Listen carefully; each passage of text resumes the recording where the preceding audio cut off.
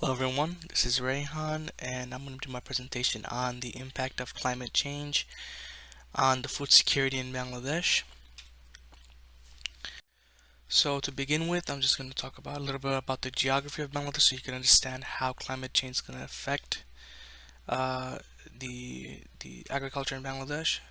So Bangladesh is located in Southeast Asia and it's bordered by India to the west, north, and the east, and by Myanmar or Burma to the south. And most of the country is made up of river deltas of the Ganges or the Padma River, the Jamuna River, and the Meghna River. And the northern landmass of the country has elevations that are up to 344 feet, but most of the southern deltaic plains, they rarely reach above 33 feet, and some areas are actually even much lower than that.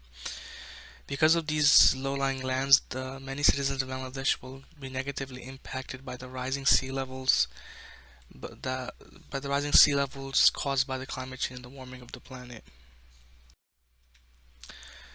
So Bangladesh is mostly an agricultural country where most of its workforce and its GDP is from agriculture. In fact, almost 40% of all Bangladeshis rely on agriculture as their main source of income and for food, and it contributes to 14% of the country's GDP. The agriculture yields have a large impact on the major macroeconomic objectives in Bangladesh, like employment generation, the relief of poverty, human resource development, and food security is the three main things in three of the main things that agriculture affects. So in Bangladesh, the main crops are usually rice and jute, and from year to year, there's a monsoon season that usually goes from June through mid-October, and it floods pretty much the entire country.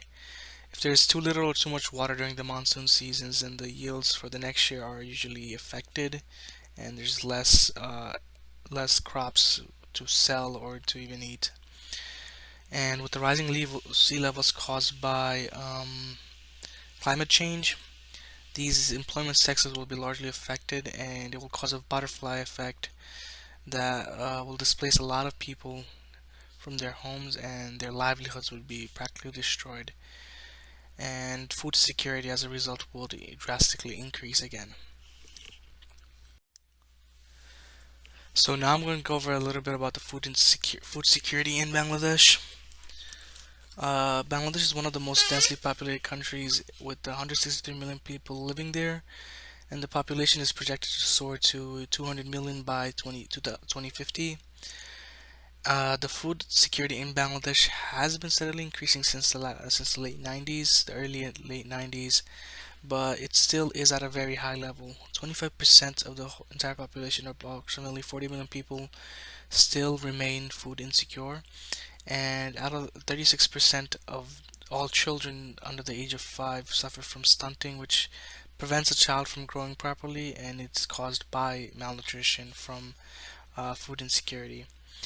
In 2017, after the incident in Myanmar, where some of the Rohingya people attacked a military outpost at the border, the Myanmar government reacted, and almost 700,000 Rohingya refugees were forced to seek asylum in Bangladesh.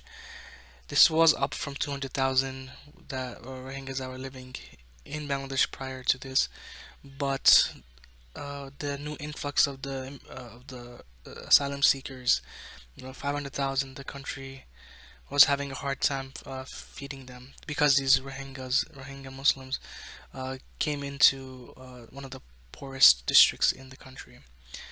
The country already has a hard time dealing with its own food insecure citizens, and now it had to deal with another 500 million people and provide food and assistance to them.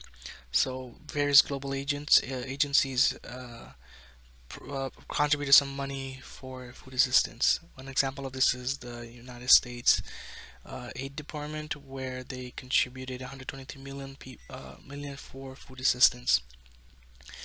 With support from the world organizations, Bangladesh has made a huge leap in reducing its food insecurity, but there's still a lot of room for improvement.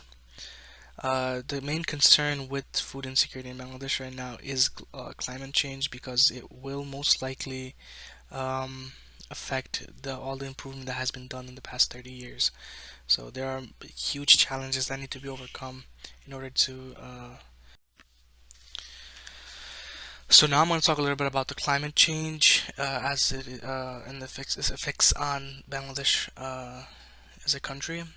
Many cities in Bangladesh experience seasonal floods from the monsoon season that runs from June to October, like I said. And many of the cities in Bangladesh, the floodwaters rise to higher levels each year. From my own experience, my uncles have told me that in their hometown, the every year the water has risen to a new point in the town. And this is the case all across Bangladesh, especially in the rural towns in the low-lying deltas of the southern plains.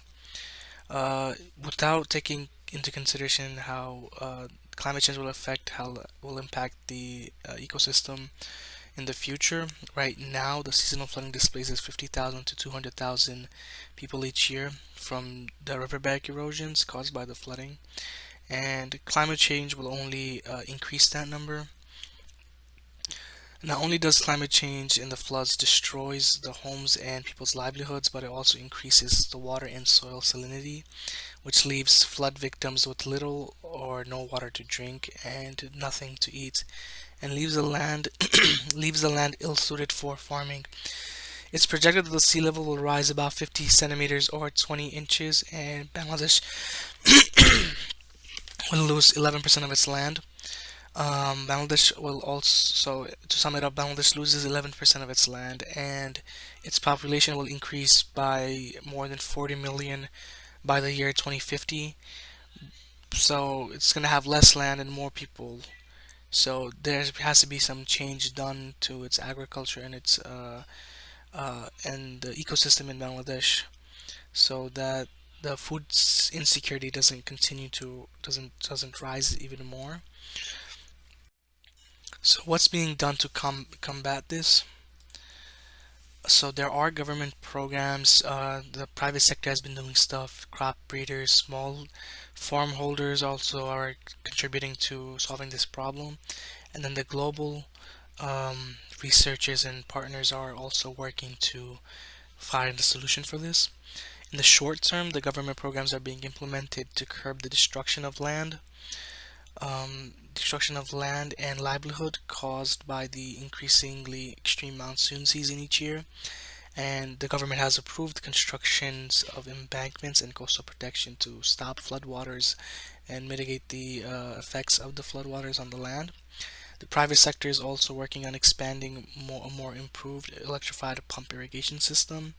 So after a flood, it's easier to recover and move back into the land.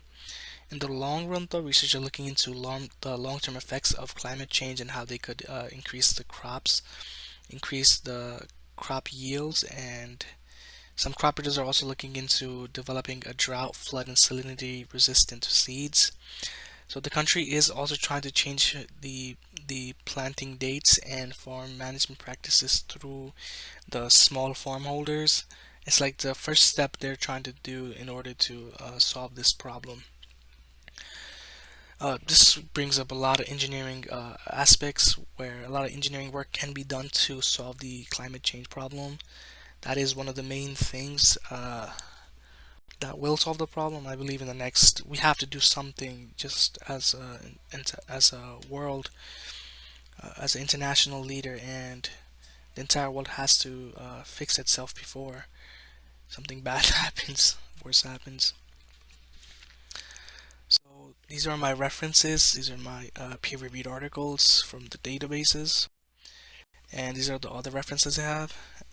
Thanks for watching, everyone. Bye bye.